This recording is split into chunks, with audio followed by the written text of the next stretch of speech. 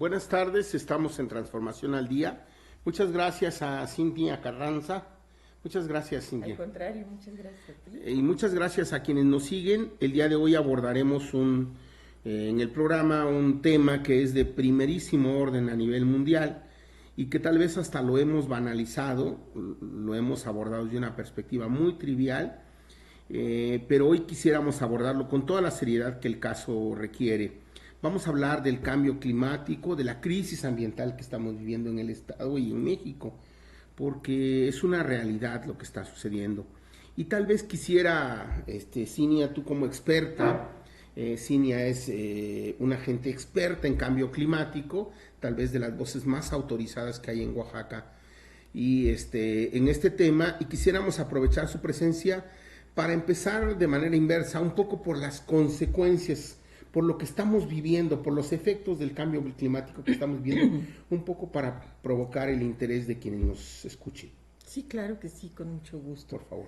Bueno, pues es importante mencionar que Oaxaca ocupa los primeros lugares a nivel de México en vulnerabilidad al cambio climático. ¿Qué quiere decir esto? Que es un estado que es afectado por muchos fenómenos hidrometeorológicos y que además por la ubicación geográfica en la que está, es un lugar en donde se forman ciclones, y debido a la alta marginación que se vive en Oaxaca, la gente no tiene las condiciones, las capacidades ni los medios para poder enfrentar esta situación. Y eso es lo que hace que Oaxaca sea tan vulnerable a estos eventos hidrometeorológicos. Y desgraciadamente no hay ningún municipio del estado que se libre de tener algún riesgo alto o muy alto a alguno de los eventos hidrometeorológicos. Cuando digo eventos hidrometeorológicos me refiero a heladas, sequías, huracanes, deslizamientos, inundaciones, lluvias torrenciales, vientos fuertes, ¿no? Y estos son consecuencia del cambio climático. En la medida que aumenta la temperatura del planeta, es una reacción, es como cuando nosotros nos enfermamos, que nos da fiebre y que el cuerpo reacciona para poder... Perdemos defensas y que el cuerpo reacciona para enfrentar esto. Es lo mismo que pasa con nuestra madre tierra, ¿no? Sí. Haz de cuenta que está enferma, le da fiebre y entonces empiezan a desatar una serie de reacciones para poder equilibrar la temperatura, y de ahí vienen todos estos eventos que te mencioné. Entonces en Oaxaca tenemos un altísimo riesgo en tanto estamos ubicados en el istmo de Tehuantepec, que es, digamos, que la parte más... La cintura del continente. Exactamente. Tenemos un amplísimo litoral por el cual entran los huracanes. Por el Golfo y el Pacífico. Pero además tenemos la Sierra Madre del Sur, por la cual desplaza un viento a grandes velocidades, pero además tenemos una deforestación impresionante en el estado. Si vemos el mapa de nuestro estado, un mapa satelital, vamos a ver que nuestro estado está muy deforestado y hay que una deforestación hormiga permanente. Ya no estamos hablando de los tiempos en los cuales la compañía papelera Tustepec saqueaba la Sierra Norte o algunas otras regiones del estado, pero la deforestación continúa, por ejemplo, en la Sierra Sur, a pesar de que no hay permisos para aprovechamientos forestales. Entonces todo eso nos está impactando. Entonces estamos sintiendo heladas, sequías, inundaciones, movimientos telúricos también. Sí, pero eso sí, pero no tienen que ver con el cambio climático. Sí. Entonces somos altamente vulnerables. En el Valle de Oaxaca, Cinia, tenemos un grave problema en el Valle de Oaxaca. Yo hace unos días platicaba con unos amigos de que la ciudad de Oaxaca, por ejemplo, está atrapada en un triángulo de contaminación y el río Atoyac, me estoy refiriendo al río Atoyac, me estoy refiriendo al smog que se genera, a la calidad del aire en el Valle de Oaxaca, y me estoy refiriendo al basurero, por mencionar al basurero que está a 13 kilómetros de la ciudad. Estamos hablando de un triángulo de contaminación impresionante sobre la ciudad. Si a esto le aunamos que desciende la temperatura en ocasiones de una manera fuera de lo normal, estábamos acostumbrados a tener un clima paradisiaco en el Valle de Oaxaca. ¿Qué estamos observando? ¿Cómo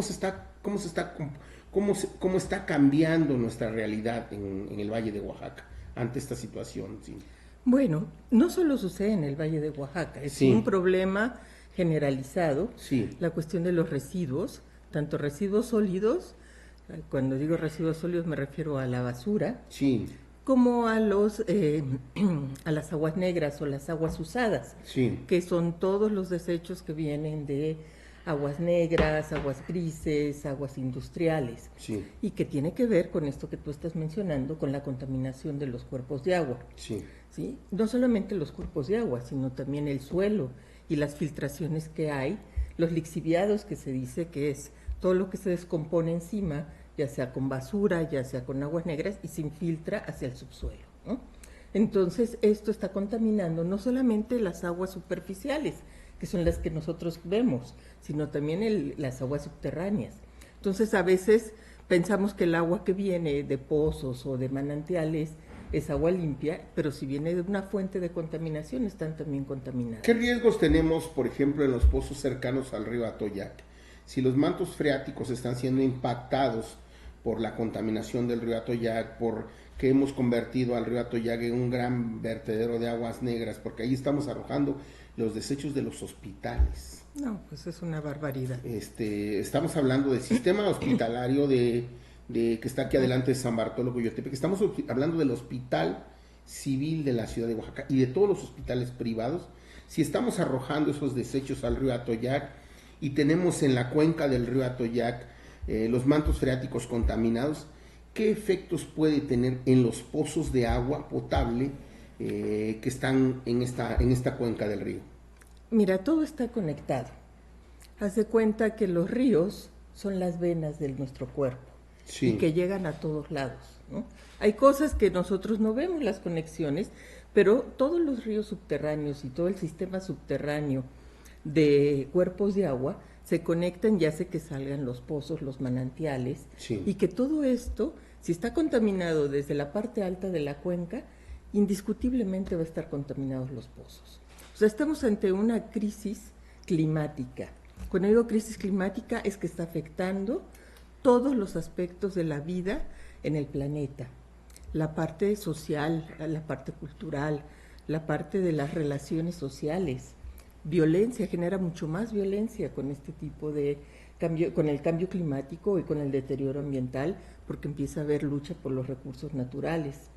Hay una crisis económica, hay una crisis ambiental, puede estar en riesgo una serie de especies y puede venir, acuérdate que todo es un sistema y todos estamos interconectados. Si tú mueves aquí un eslabón, se va a mover todo, ¿no? Sí. Y eso es lo que no se ha entendido, ¿no?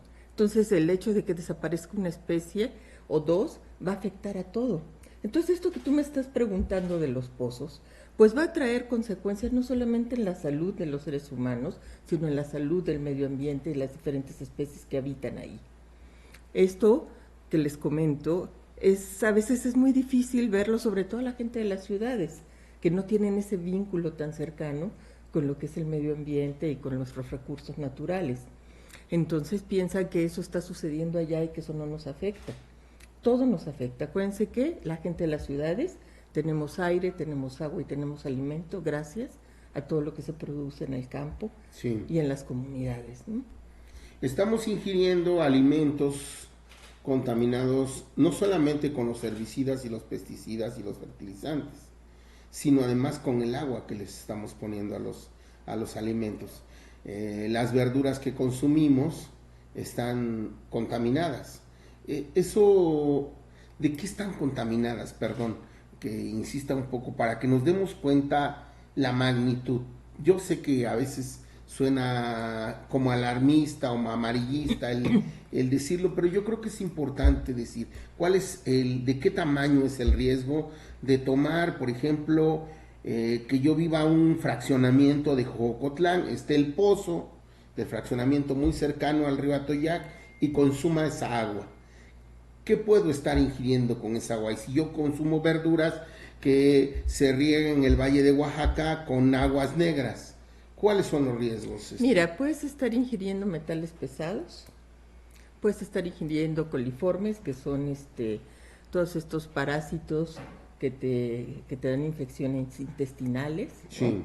Generalmente los coliformes se transmiten a través de las heces fecales. Sí. Los metales pesados, o puedes estar también algún tipo de agroquímicos. Todo esto depende de con qué estén regando y de dónde viene el agua, cuál es la fuente de la contaminación, sí, ¿no?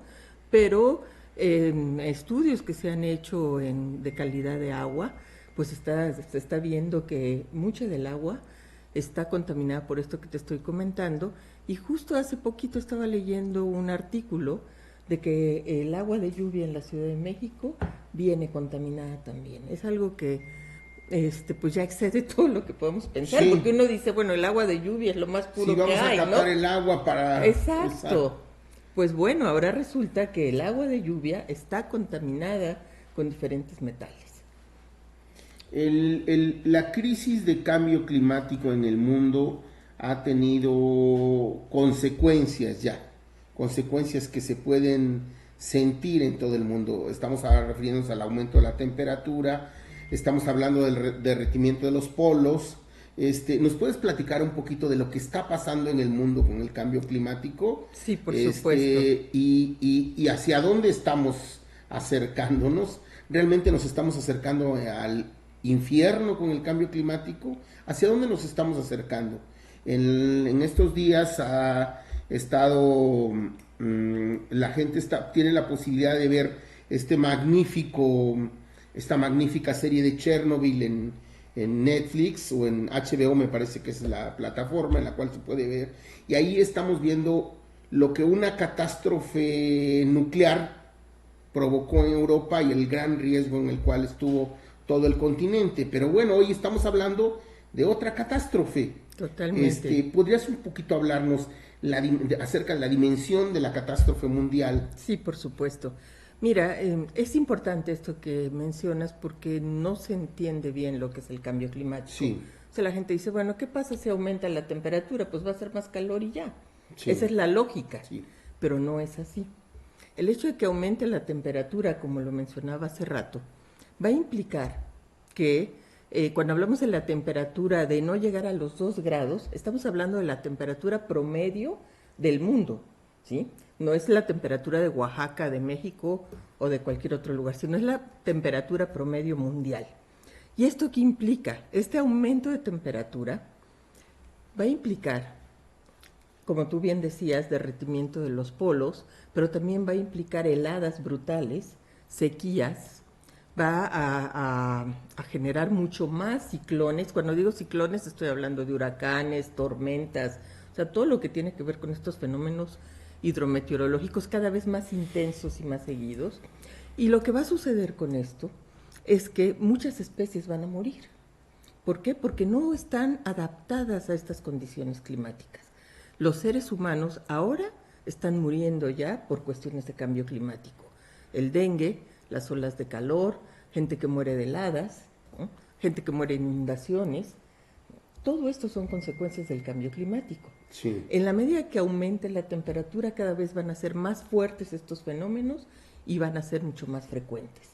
Esto nos pone en una situación que quienes puedan sobrevivir van a ser porque tienen o las condiciones económicas, las capacidades y las formas de adaptarse a estas nuevas condiciones, y que la mayoría de la gente, sobre todo la gente que está en países en vías de desarrollo como el nuestro, pues está en una situación absolutamente desventajosa. El hecho de que suba el nivel del mar pone en riesgo la desaparición de varias islas, ¿no? Varios países que las son inundaciones, islas, ¿no? La elevación del nivel del mar al derretirse los polos, ¿no? Y bueno, obviamente, pues van a venir cada vez mucho más fuertes. De repente vemos películas que dices, no, pues es una película de que la inundación en Nueva York o que el fin del mundo. Bueno, pues esas cosas no son ficción si lo estamos viendo desde el punto de cambio climático. Los escenarios que se habían previsto de cambio climático para el 2030-2050, los estamos viviendo ahorita. O sea, ¿qué quiere decir? Que la ciencia se quedó corta, exactamente. Las consecuencias previstas para 2050 las estamos ya viendo en viviendo 2020. Ahora. Estamos en la antesala del 2020 y ya estamos viviendo las consecuencias del cambio climático que se preveían para 2050.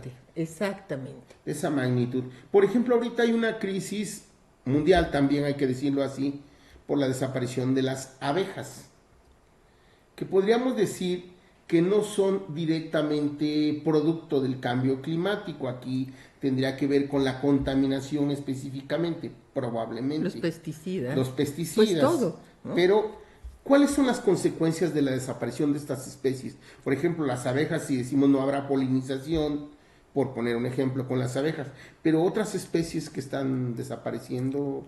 Mira, todas las especies tienen una función. Sí. Todas, ¿no? Entonces, como yo lo mencionaba hace rato, es un sistema, ¿no? Todos estamos interconectados. Si en el caso de las abejas dejan de polinizar, ¿qué consecuencias va a tener esto? Pues que vamos a tener serios problemas en la agricultura. ¿Por qué? Porque las abejas son las que se encargan de llevar las semillas de una planta a otra, fecundarla y que estas plantas pues puedan florecer, puedan dar frutos, ¿no? Entonces, así como las abejas, que tienen una función muy específica y muy importante, hay muchas especies más, las aves, por ejemplo, ¿no? Sí. Ahí están las aves, están los murciélagos, hay una serie de especies que ayudan a esta cuestión de la polinización. Sí. Entonces, si se empieza a romper ese equilibrio, vamos a empezar a tener problemas en muchos lados. Y todo eso nos afecta porque somos parte de esta tierra, somos parte de este sistema.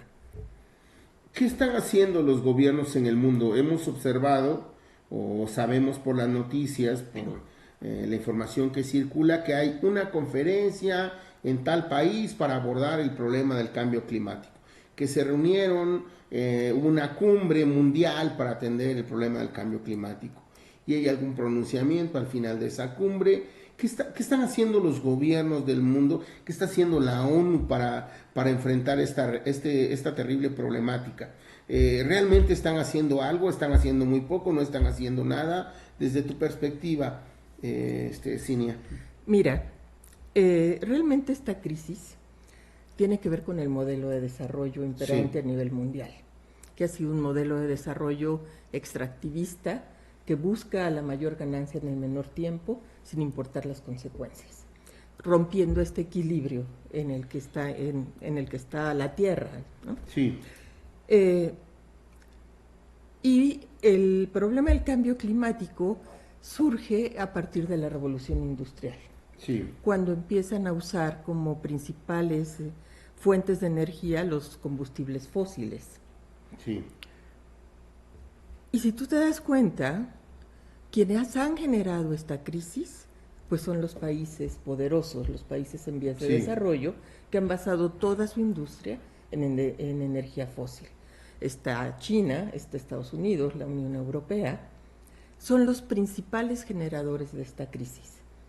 En realidad, los países que contaminan más, el 75% de las emisiones de gases de efecto invernadero lo generan alrededor de máximo 20 países, o sea, el 10% más o menos de los países del mundo. Sí. ¿Sí?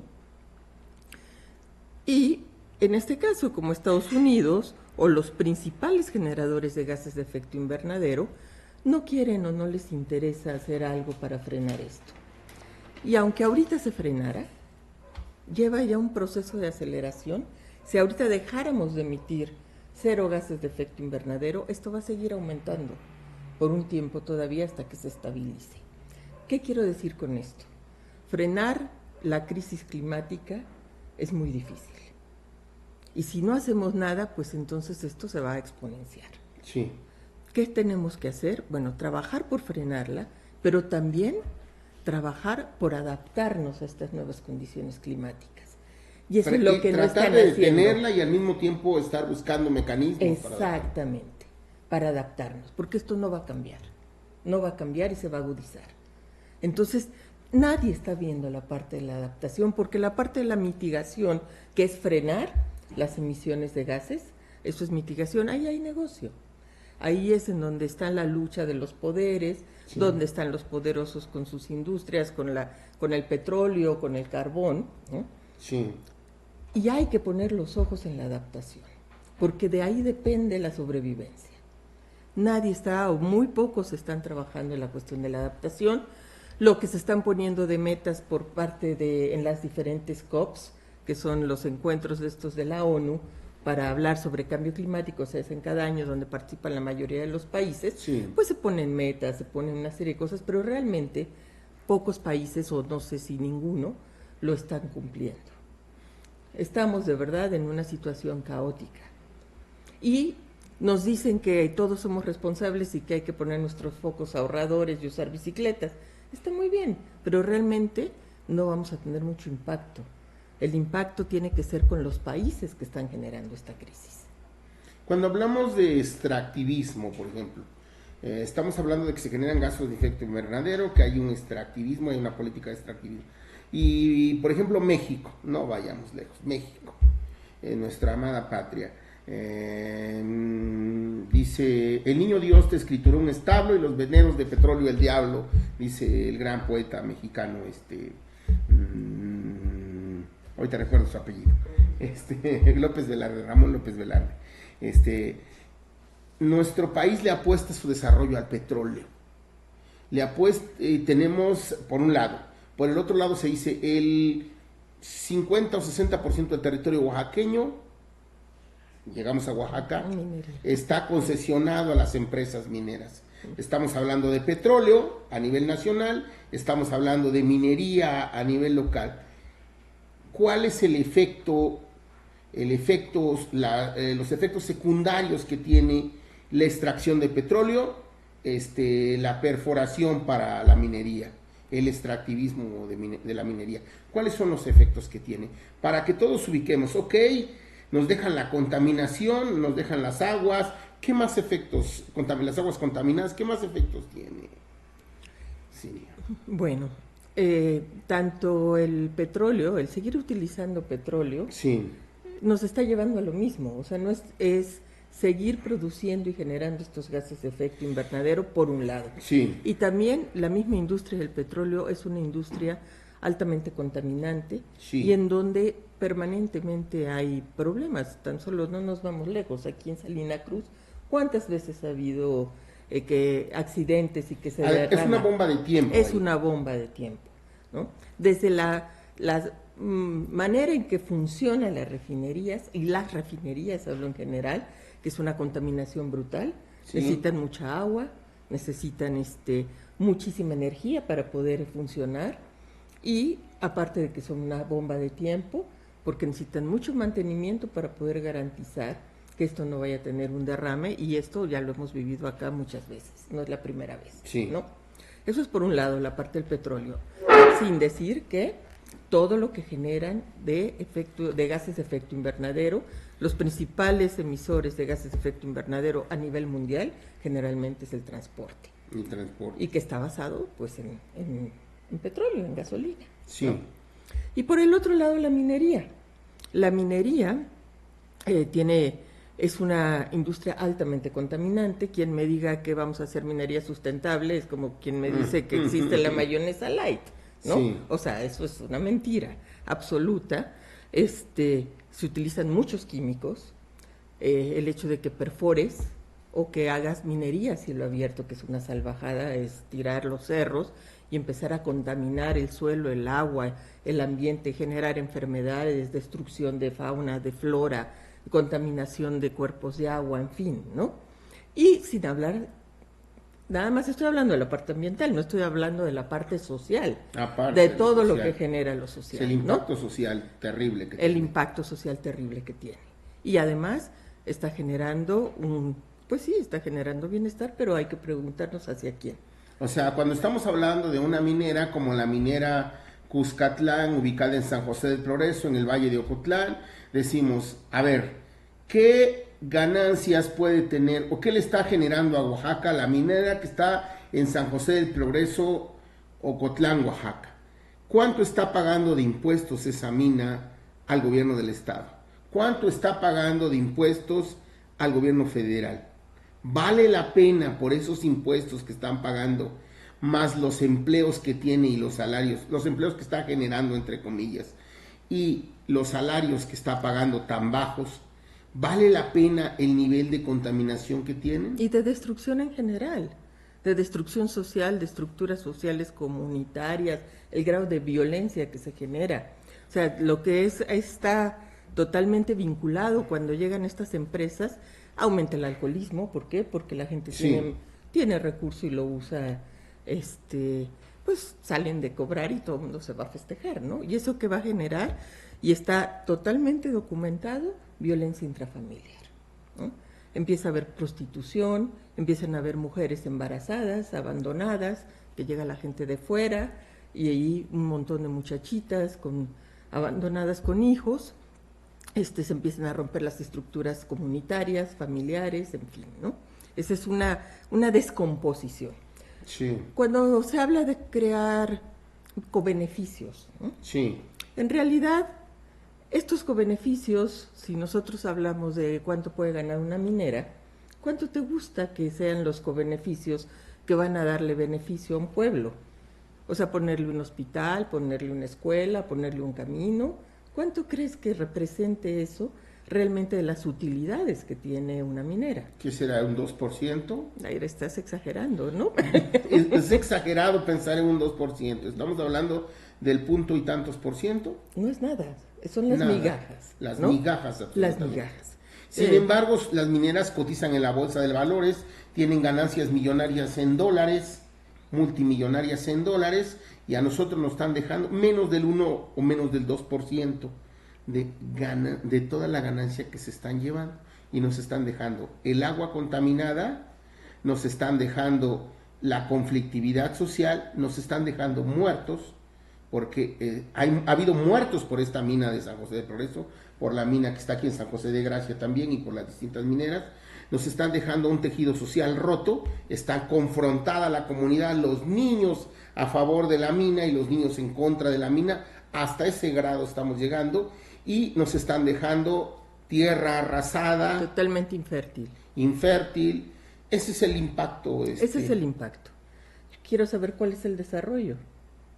Sí, y sin embargo, vemos que llegando a Oaxaca, en el aeropuerto, ahí dice, bienvenidos a Oaxaca, dice un enorme letrero, la minera Cuscatlán les da la bienvenida, y vemos que incluso recientemente en el Nos sentimos muy acobijados, ¿no? Sí, qué bárbaro. O sea, una minera que está depredando Oaxaca nos está dando la bienvenida. Y eso sin decir realmente de quién son las concesiones. Claro. ¿No? O sea, yo quiero saber realmente ¿cuál empresa mexicana minera hay aquí? Son prestanombres. Claro. O sea, son recursos estratégicos de la nación que están siendo explotados y extraídos en nuestro país por extranjeros. Qué brutal. Y esto tiene un impacto terrible, brutal, en el clima local, en el cambio climático a nivel mundial, en la contaminación directa. Se habla de la contaminación de los arroyos cercanos a San José de Progreso y toda la cuenca. De todas las cuencas. De todas las cuencas. O sea, la minera puede estar allá y tú dices, no, no tiene efecto. Acuérdense, como les decía, esto es un sistema, son nuestras venas. Los ríos, los sistemas hídricos son las venas de la madre tierra. Y entonces, aunque esté en la punta del cerro por allá, esa contaminación va a llegar hasta el mar. Y ahora imaginemos la contaminación que está generando la minera de San José de Gracia, que a los pies de la minera está pasando el río. Imagínate. El río que va, digamos que en el valle de Nejapa, de Yautepec, todavía se pretenden presentar como responsables con el medio ambiente, ¿no? ¡Qué barbaridad! Es un gran impacto el que esto... Es un impacto porque estamos acostumbrados a ver las cosas así puntuales, ¿no? Ahí está la minera, acá está el tiradero, acá está el no sé qué. Todo, como sigo insistiendo, todo es un sistema, todo está conectado y todo confluye. Son las cuencas, van de la parte alta hacia el mar. Entonces todo tiene que correr esas venas de las que hablo, que son los ríos subterráneos y los ríos y los cuerpos de agua superficiales corren y llegan al mar, y eso del mar, pues, o sea, nos contamina todo, ¿no? Totalmente. Aunque no lo veamos, nosotros podemos ver un agua muy cristalina, pero si le hacemos análisis, podemos encontrar lo que hablábamos, ¿no? Metales pesados, coliformes, nitratos, un montón de cosas que son cosas que no vemos y que estamos consumiendo. Ustedes, como tú eres miembro de una organización de la sociedad civil o de organizaciones de la sociedad civil, desde tu perspectiva, estamos los gobiernos, la sociedad, bueno, los gobiernos están haciendo algo para educar a los jóvenes acerca de los riesgos que se tienen por el cambio climático. ¿Has observado que las universidades públicas, que las secundarias públicas, que las primarias públicas, que las escuelas públicas, que en la educación pública, perdón, se esté educando y se está hablando de cambio climático? ¿Has observado que las universidades privadas estén haciendo algo para alertar a la juventud, para que entienda la juventud este riesgo? ¿Qué se está haciendo? ¿O solamente hay esfuerzos aislados? ¿Cómo ves tú la educación en esta perspectiva de cambio climático? Yo lo que veo es que no hay una estrategia integral para atender la problemática del cambio climático. Siento que todavía por parte de los gobiernos no hay una claridad de la crisis en la que estamos viviendo. Se sigue pensando en este modelo de desarrollo que es obsoleto y neoliberal. ¿No? Y que no se está buscando realmente resolver esta crisis. No hay voluntad política. No hay voluntad política. El tema ambiental es un tema que no es relevante.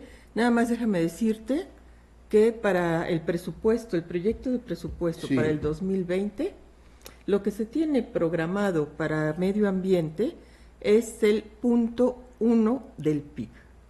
El 0.1 del PIB. El 0.1 del PIB es el presupuesto que le están designando a el gobierno federal, el gobierno de López Obrador, el gobierno de izquierda de López Obrador le está destinando el 0.1%. 0.1%. Los países desarrollados le dedican el 2% del PIB. El 2%. Este es el 0.1. 0.1. O sea, la décima parte de la décima parte de uno. Eso es el presupuesto que se está programando para el año que entra. Para el cuidado del medio ambiente, claro. Para los organismos que se encargan para atender el cambio climático, para atender la contaminación, los incendios, para poder sanear los cuerpos de agua, para detener, darle atención a los residuos sólidos, el manejo de la basura, la biodiversidad. Eso es el 0.1%. Qué peligroso, o sea, qué peligroso, porque estamos colocando al país en una situación de riesgo extremo. Y qué grave que un gobierno que se plantea de izquierda, que se plantea transformador, no le esté importando la crisis ambiental que estemos viviendo. Con eso te digo todo, ¿no? Si me preguntas si hay interés, si se está haciendo algo, habría que ver cuánto se le va a designar a Oaxaca. Eso también es una pregunta importante. ¿Cuánto del PIB se le va a destinar a Oaxaca en medio ambiente? Platica, tú eres bióloga y tienes una expertise, como se dice, o tienes mucha experiencia. Esta palabra no la termino de digerir, no me termina de gustar. Tienes mucha experiencia, o sea, sabes mucho del tema. Tengo la escuela de la vida, digamos, ¿no? Platícanos un poquito de por qué Oaxaca es tan importante en el concierto de la biodiversidad, y por qué decimos, a ver qué sucede con Oaxaca. O sea, ¿qué tan importante es Oaxaca cuando hablamos de biodiversidad? ¿Qué tan importante es Oaxaca cuando hablamos de bosques, de cuencas? Por favor, platícanos. Oaxaca es el ombligo del mundo. Sí. Oaxaca es el estado con mayor biodiversidad en México. Sí. Y México está en los primeros lugares de biodiversidad del mundo. Entonces, con esto tienes idea del papel que juega Oaxaca a nivel mundial. O sea, no es exagerado decir Oaxaca no es el ombligo no. del mundo en biodiversidad. En biodiversidad. Claro, hay otros países, ¿no? Y ahora, expliquémosle a la gente que nos pueda ver qué es biodiversidad. Biodiversidad es la cantidad de especies, Sí. tanto de plantas como de animales y de ecosistemas que puedes encontrar en un lugar, ¿no? El número, la cantidad, cuántas especies de aves, cuántas de reptiles, cuántas de anfibios, de mamíferos, ¿no? ¿Cuántas hay? Digamos que el arca de Noé acá primero llegó. Oaxaquita es un arca de Noé, bien lo dices, ¿no? O sea, el arca de Noé descendieron todas las plantas y los animalitos y se instalaron aquí en Oaxaca. llegó, aquí fue donde se encalló el arca de Noé, Sí. ¿no? Entonces, y se bajaron todas esas especies de animales y plantas y generaron un montón de ecosistemas. Cuando hablo de ecosistemas son los diferentes tipos de vegetación. Tenemos selvas altas, bueno, tenemos, les pongo más fácil, o sea, selvas húmedas, selvas secas, bosques mesófilos, bosques templados. Tenemos casi todos los ecosistemas que hay en el país, casi todos. Casi todos. Casi todos. En Oaxaca, en un pedacito así. Sí. ¿No? De ese tamaño. Bueno, y hay municipios que tienen 5 climas. Sí. Que son una belleza porque tienen 5. Tú llegas y empiezas a caminar y vas viendo cómo va cambiando el tipo de vegetación, de plantas, de animales, ¿no? Sí. Ahora, ¿cuál es la importancia de tener esa biodiversidad? ¿Sí? No es porque decir, ay, qué bonito que tenemos tantos animalitos, ¿no? Sí. Sino la importancia. Más allá de las selfies. La importancia más allá de las selfies en un lugar como Oaxaca. Claro. Sí. Mientras más biodiversidad hay más equilibrio. Sí. Te voy a poner un ejemplo, ¿no? Si tú tienes una cadena alimenticia donde tienes un conejito, ¿no? Un coyote que se come al conejito. Sí. Y tienes y no hay quien se coma el coyote, entonces en el momento en que se acaben los conejos, se van a acabar los coyotes. ¿Sí? Sí. Pero en cambio, si tú tienes no solamente un conejo, sino tienes un zorrillo, tienes una zorra, tienes unas aves, tienes un montón de especies de donde pueda comer ese coyote, pues si se acaba el conejo, pobre conejito, ¿no? Sí. Pero el coyote va a tener un montón de otras opciones de cómo sobrevivir. Sí. Entonces se van entretejiendo estas redes, ¿no? No es lo mismo tener una cadena lineal a tener una red, un entretejido de redes que te va dando un equilibrio y te va permitiendo, hablando de cambio climático, a la adaptación, a poder soportar estos cambios climáticos. Hay mucho más especies que puedan soportar las condiciones climáticas, a lo mejor se mueren unas, pero otras sobreviven, y esto permite que este entretejido que se va armando puedan sobrevivir y puedas tener un equilibrio. La Tierra es un equilibrio, es como el ser humano, el cuerpo humano, estamos en equilibrio. Cuando te enfermas de algo, todo se empieza a descomponer, ¿no? Que empiezas a estar mal de algo, todo rompes ese equilibrio. Sí. Entonces, a la medida que hay mayor biodiversidad, el equilibrio es más estable. Sí. ¿Sí? Y eso te permite soportar, en este caso, si hablamos de cambio climático, pues ser más resilientes, es la palabra. Puede venir una situación muy fuerte, pero tienes la capacidad para superarlo y volver a estabilizarte, ¿no? Cuando no hay esta biodiversidad, cuando no hay este equilibrio, la resiliencia cada vez es menor y cada vez menos te puedes sobreponer a estas condiciones. Sí. Eso es la importancia de tener esta gran biodiversidad. Y acuérdate que de esta gran biodiversidad, está la medicina, está la alimentación, está la agricultura, está el equilibrio y está el agua con la que vivimos, el aire que respiramos. Todos son los medios para que podamos vivir. Hablemos de una región específica, por ejemplo, que ustedes conocen muy bien, que tú conoces muy bien y que tiene una gran importancia estratégica para el medio ambiente en Oaxaca, México y América Latina. Por ejemplo, en los Chimalapas, ubicada en Oaxaca. ¿Qué tan importantes son los Chimalapas desde la perspectiva de la biodiversidad, desde la perspectiva del desarrollo equilibrado. ¿Qué tan importante tanta importancia tiene los Chimalapas en la producción de agua en nuestro estado y en nuestro país? Chimalapas es una fábrica de agua. Chimalapas, al igual que la lacandona, son de las selvas más importantes que Sí. hay en Latinoamérica junto con la Amazona, obviamente. Sí. O sea, nada más para que tengan una idea de la Sí. importancia que tienen y además de su lugar estratégico en donde están, ¿no? El agua que llega a muchas partes del país nace y tiene su origen en los Chimalapas. Entonces esa zona, que es una zona Sí. hídrica súper importante, que sirve para riego, que sirve para mantener el cauce de muchos ríos, ¿sí?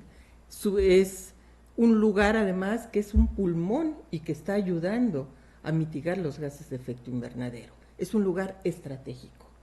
Estratégico, yo diría, geopolítico, ¿no? Del 1 al 10, ¿cuánto le está o cómo calificarías la política del gobierno federal del 1 al 10 para los Chimalapas? ¿Cuál política? ¿Estamos hablando de cero política? Hay políticas, hay acciones, pero hay acciones muy puntuales, pero además te voy a decir, ¿quiénes Claro. son los que trabajan en Chimalapas? ¿Quiénes lo cuidan? ¿Quiénes lo cuidan? Digo, lo cuida la gente Los que vive ahí, comuneros. vive la gente, los zoques, que viven Claro. ahí, los dueños de ese territorio, más toda la gente que ha ido llegando y que se ha colocado de manera estratégica alrededor para protegerlo, ¿no? Sí. Haciendo una barrera humana para impedir que vengan de fuera a talarlo, a explotarlo, y que ha sido una lucha de toda la vida entre Chiapas y Oaxaca, ¿no? Sí. La parte estratégica de los Chimalapas. Pero, ¿quién le da recursos a Chimalapas para poder sobrevivir, no? ¿Quién? O sea, la CONAFOR, COESFO, SEMAEDESO, Semarnat, CONAM, tienen el 0.1 del PIB. Sí. O sea, ¿quién? Entonces del 1 a 10, ¿con cuánto la calificarías? Pues es un poquito El complicado. gobierno, ¿y el gobierno estatal? ¿Está haciendo algo por los Chimalapas el gobierno estatal? Mira, honestamente, no sé qué esté haciendo. Sí, no se ve. No sé, ¿no? Sí. Hay acciones, hay cosas que se han hecho. Ha habido también apoyo de algunas fuentes internacionales, organizaciones internacionales que han estado apoyando Sí. acciones, ¿no? Pero honestamente, así que digamos, bueno, hay un manejo del territorio integral que está adecuado culturalmente, que tiene una visión intercultural, que está realmente respetando y cuidando. No, pues ¿no viste los incendios de este año? Claro. ¿Cuánta superficie se quemó? No hay ni los recursos para poder apagar incendios. De verdad, no hay. Este año ha sido de los peores años en incendios, Sí. ¿no? Y no hay manera. Y cada vez va a ser peor porque los escenarios de cambio climático hablan de sequía y hablan de que va a llover cada vez menos y la temperatura va a aumentar. ¿Qué vamos a hacer con eso? ¿De qué proyectos estratégicos me estás hablando si no vamos a tener ni agua? O sea, esa es la visión que de repente es muy difícil porque piensan que los recursos son renovables, ¿no? Sí. A estas alturas de la vida yo ya no sé qué es renovable o no. O sea, le hemos dado realmente tanto en la torre que cada vez le cuesta más trabajo levantarse. Es como si te agarras a un boxeador y le das y le das y le das y se cae y se levanta, se cae y se levanta hasta que ya cada vez le cuesta más trabajo, ¿no? Sí. Es exactamente lo mismo. Lo hemos golpeado, lo hemos destruido, lo hemos pisoteado de tal manera que estamos en una crisis. Y no estoy exagerando. De veras, es una situación, no hay voluntad política, la visión de desarrollo no tiene nada que ver con una visión sustentable, con una visión de rescatar la vida, ¿no? Sí. O sea, se piensa que el que la gente tenga un trabajo medianamente que le dé ingresos, eso es bienestar. Yo diría que hay que preguntar qué es bienestar. O sea, tendremos cada quien que preguntarnos qué queremos, qué nos hace feliz, qué es lo que nos permite tener realmente bienestar. ¿Acaso un trabajo en el que tenga que estar 8, 9, 10 horas para que tenga yo un salario asegurado? Son las cosas que creo que hay que preguntarnos. Hablemos de otro emblema, de dos emblemas más. Quisiera conocer tu opinión de dos emblemas más de Oaxaca para que quienes nos alcancen a ver tengan dimensión de la complejidad de la problemática. Otro emblema oaxaqueño que yo veo en riesgo es el árbol del Tule. Ese majestuoso ahuehuete que está a unos cuantos kilómetros de la ciudad de Oaxaca, cuya cuenca está verdaderamente devastada. Nos hemos acabado el agua en la cuenca del árbol del Tule, hemos llenado de unidades habitacionales a su alrededor, contaminamos el río Salado, hemos llenado de basura esa parte, y el árbol del Tule se nutre precisamente ahí, alimenta las venas que pasan por ahí, son las que alimentan el árbol del Tule, digo, para entenderlo, esa perspectiva. ¿Cuál es tu visión del árbol del Tule? Y paralelamente a eso quisiera, aprovechando, ya en esa zona, como si fuéramos para Tlacolula, está también Hierve el Agua, que es otro gran emblema de Oaxaca, por mencionar dos emblemas que se están viendo amenazados por esta crisis ambiental. Tanto Hierve el Agua como como el árbol del Tule corren un grave peligro por esta crisis ambiental que la estamos dejando que fluya irresponsablemente. Crisis económica hemos estado, Oaxaca siempre está en crisis política, pues ahí está, ¿no? Y ahora en crisis ambiental, ¿qué es eso? O sea, ni existe para muchos, ¿no? Entonces, ¿cuál es tu opinión acerca de en qué momento está el árbol del Tule y Hierve el Agua, para ubicar, para que quienes nos escuchan, quienes nos puedan seguir, puedan entender la gravedad del momento? Bueno, como bien decías, el árbol del Tule es un árbol emblemático. Sí. Es de los seres humanos sobre la Tierra más antiguos, ¿sí? ¿no? Y más grandes, ¿no? Entonces, el mantener el árbol del Tule, desde mi punto de vista, tendría que ser como una bandera de defensa de la vida, ¿no? Pero realmente, yo lo que quisiera saber es si tienen recursos para poderlo mantener, para poderlo curar, para poderle quitar las plagas, ¿no? Y lo que tú estás mencionando, ya déjate además de todo eso, si hay el agua suficiente para que este árbol pueda seguir viviendo y tener la frondosidad que tiene. Es un viejito, ¿no? Sí, claro. Es un viejito. Entonces, yo no sé cuánto tiempo le pueda quedar de vida al árbol del Tule, no lo sé, pero lo que sí creo que es importante es que ese podría ser una bandera de defensa, ¿no? Emblemática, porque es un símbolo de Oaxaca además. Es un símbolo que nos da identidad al Estado, como el tener ese árbol aquí. Y en cuanto a Hierve el Agua, pues Hierve el Agua también es un monumento natural importantísimo. Sí. ¿No? Y que creo que ha sido también sobreexplotado, no se ha manejado de la manera adecuada. Y si tenemos una crisis de agua, pues ese Hierve el Agua que conocemos ahora, pues probablemente dentro de algunos pocos años cada vez tenga menos agua y ya nada más queden las cascadas petrificadas sin el agua que las ha ido formando, que sí, que está fluyendo y que es la que les ha dado la forma, ¿no? Sí. Tenemos unos cuantos minutos todavía, nos quedan 9 minutos. Quisiera que desde tu perspectiva nos dijeras si todavía tienen salvación los ríos Atoyac y Salado, si todavía los podemos rescatar. Recientemente una organización ambientalista presentó un amparo para salvar el río Atoyac y el Salado, me parece, y hubo una respuesta. El gobierno se ampararon. El gobierno se ampararon. El gobierno se amparó para no actuar en defensa. Eso es absurdo. Sí. Para no actuar en defensa de los ríos Atoyac y Salado.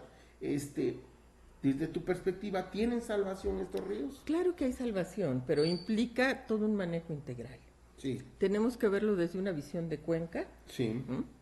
En donde se tienen que hacer acciones de diferente tipo. Primero, pues reforestar, volver a recuperar los servicios ecosistémicos de la cuenca, sí. En donde implica tener manejos no solamente no solamente del agua como tal, sino tenemos que tener retención de suelos, reforestación, lugares de filtración de agua. Se tiene que trabajar toda la parte de la contaminación, tanto por excretas o por aguas usadas, ¿no?, como también por agroquímicos y por otras contaminantes que vengan de industria. Tú me decías que ahí están las aguas del hospital y todo las desalojan ahí. Eso es una barbaridad, es una fuente de contaminación tremenda y puede ser un foco de infección de diferentes enfermedades muy grave, ¿no? Sí. Entonces, para poder lograrlo, pues eso implica no solamente ir y limpiar y sembrar arbolitos a lo largo del río, ¿no?, sí, sino tener un análisis de esta situación y atender tanto la parte de servicios como la parte ambiental y empezar a recuperar estos servicios ecosistémicos. Eso implica, en primer lugar, voluntad política, sí, en segundo lugar, presupuesto, en tercer lugar, organización, capacitación, información y sensibilización, ¿no?, sí, para que entonces sea un trabajo de gobernanza, en donde entre el gobierno y la ciudadanía a trabajar de la mano hacia un bien común. Es posible, entonces. Es posible. Si nos aplicamos, podemos, o sea, si el gobierno se aplica, si la sociedad se aplica y empezamos a reforestar en el valle de Oaxaca, si empezamos a retener los suelos en los municipios conurbados para que no haya erosión, A regular el cambio del uso del suelo, a poner orden en ese crecimiento anárquico que existe, ¿no? Sí, si logramos echar a andar o que funcionen algunos servicios, como tú le llamas, ecosistémicos, pudiera tener en el mediano plazo, pudiéramos tener ríos en Oaxaca. Sí, pero hay que hacerlo ya, porque si nos seguimos tardando ya no va a haber vuelta atrás, ¿no? Ya no va a haber manera de cómo recuperar lo que tenemos, ¿no? Aquí debe de haber un ordenamiento que te vaya definiendo a dónde puedes construir, cómo debes de construir, a dónde te puedes poner, qué tipo de agricultura tienes que hacer, ¿no? En donde, en base a esta planeación, armes el desarrollo. Pues casi terminamos. Nos quedan 5 minutos.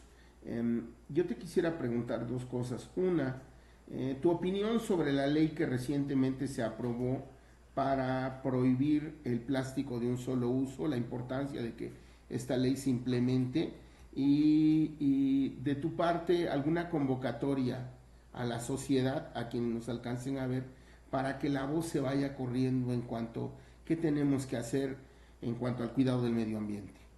¿Cómo no? Mira, creo que la ley ha sido una excelente iniciativa desde mi punto de vista, sí, ¿no? Obviamente a mí no me afecta económicamente, a mí me afecta positivamente hacia mi derecho humano a un medio ambiente sano y que los derechos humanos pues deben de estar por encima de todo, ¿no? Sí. Yo entiendo que hay gente que se está amparando y que está defendiendo pues su parte económica, sus fuentes de empleo. Sí.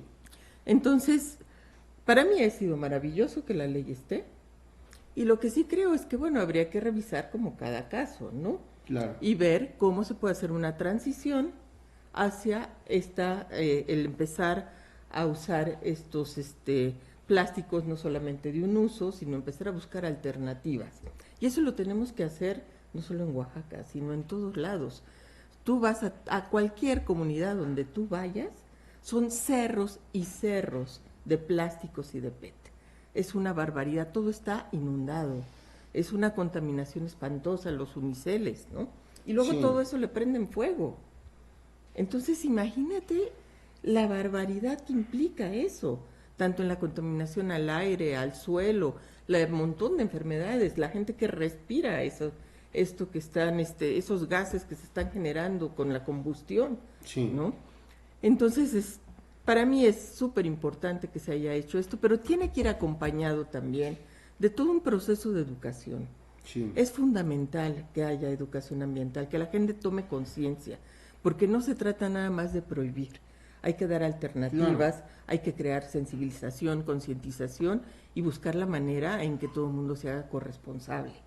Entonces, yo lo celebro, pero sí hay que trabajar en todo este tipo de cosas y revisar bien las leyes secundarias, cómo a partir de esta ley y de los reglamentos, pues ir ajustando, ¿no? Las cosas que permitan también no perjudicar, sobre todo a la gente, a los pequeños empresarios o medianos empresarios, Claro. ¿no? Porque las grandes empresas tienen cómo resolverlo. Y sin embargo, las grandes empresas están poniendo el grito en el cielo. Pero pues es Tenemos lógico, los ¿no? amparos de Coca-Cola, Pepsi-Cola, Gugar, están amparando ante esta ley, que es una ley que está preocupada por cuidar el medio ambiente. Por supuesto, sí, por supuesto. Por último, Cinia, ¿qué legado nos deja el maestro Francisco Toledo en cuanto al cuidado del medio ambiente? Y el maestro Francisco Toledo, un luchador social, como pocos, un hombre con una visión increíble y comprometido de alma y cuerpo a todo lo que él siempre pensaba y soñaba, ¿no? Y lo representó en todos los aspectos de su vida. Era un hombre humanista, ambientalista, un hombre súper generoso, y cómo a través de su arte expresaba todo esto, ¿no? Sí. El amor a la naturaleza, el amor a su pueblo, el amor a su gente. Entonces, Francisco Toledo pues es un símbolo importantísimo que tendríamos que tomar como ejemplo y como bandera para muchas de estas luchas sociales y luchas ambientales, ¿no? Sobre todo las luchas ambientales. Él siempre fue un defensor de la cultura y del medio ambiente, ¿no? Entonces, aprovechando eso, y para toda la gente de Oaxaca, Sí. es importante que en su corazón ojalá nacieran muchos Franciscos Toledos para que se reproduzcan y luchemos por esta tierra que es la única que tenemos, esta madre tierra. No tenemos a dónde cambiarnos de planeta, así es que este es nuestro planeta, esta es nuestra casa, es el hogar de lo que somos, de todos nuestros ancestros, de todos los seres con los que compartimos este mundo, y como parte de esto tenemos la responsabilidad de cuidar nuestra casa, de cuidar a todos los seres que aquí habitan y de construir una sociedad justa, equitativa y sobre todo feliz y plena. Cuidar a Oaxaca, que es el ombligo del mundo, Es el en ombligo cuanto del a mundo. biodiversidad.